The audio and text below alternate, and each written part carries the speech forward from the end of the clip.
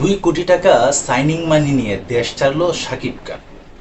এরকমই একটা আজব নিউজ দেখলাম এই তো কিছুক্ষণ আগে।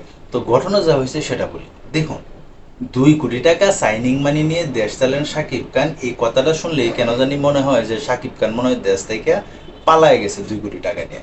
কিন্তু মূল যে কাহিনী সেটা হচ্ছে, এবার বলিউডের সঙ্গে একটা যৌথ প্রযোজনা সিনেমাতে অভিনয় করার কথা শোনা যেতেছে শাকিব খানরে, যেখানে নায়িকা হিসেবে থাকতে পারে এখানে প্রিয়াঙ্কা চোপড়া। তো এই নিউজটারই কিন্তু অনেক রস কস একটু চুরাতালি দিয়ে কিন্তু ওরা উল্লেখ করতেছে যে 2 কোটি টাকা সাইনিং মানি নিয়ে দেশ ছাড়লো শাকিব খান। কারণ আপনারা ইতিমধ্যেই জানেন যে শাকিব খান কিন্তু এই মুহূর্তে দেশে নাই, ও কিন্তু এখন আমেরিকাতে আছে।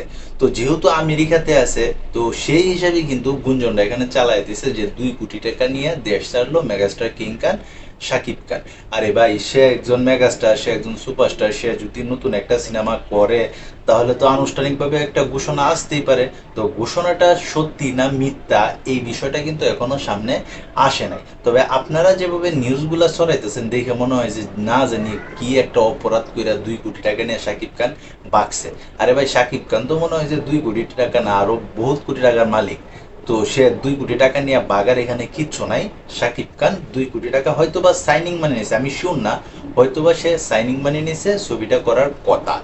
তো এরকমই কিন্তু একটা বাজ উঠছে এই মুহূর্তে যে শাকিব খান 2 কোটি টাকা সাইনিং মানি নিয়ে দেশ ছেড়ে চলে গেছেন আমেরিকাতে। তো এই ধরনের নিউজ কিন্তু যারা যারা দেখতেছে অনেকেই কিন্তু একটা বিব্রতিকর অবস্থার মাঝে পড়তেছে। দেখুন, শাকিব খানের কিন্তু পাইপলাইনে এই মুহূর্তে অনেকগুলা সিনেমা আছে। এর মাঝে একটা সিনেমা যেটা কিনা অনেক আলোচিত একটা সিনেমা, যে কালা জাহাঙ্গীরের চরিত্রে কিন্তু অভিনয় করতে যাইতেছে শাকিব খান। এখানে কিন্তু আবার নায়িকা হিসাবে থাকার কথা আছে ইদিকা পল।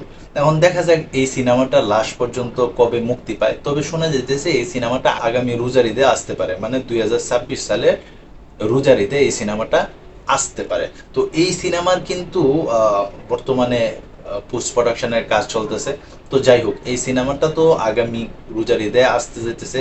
তো তোমরা যারা সাকিবেন আছো, তোমরা কি মনে করো যে শাকিব খান কি আসলে এই ধরনের কোনো কাজ করছে কিনা, এই বিষয়টা অবশ্যই তোমরা কমেন্ট বক্সে জানাইতে পারো।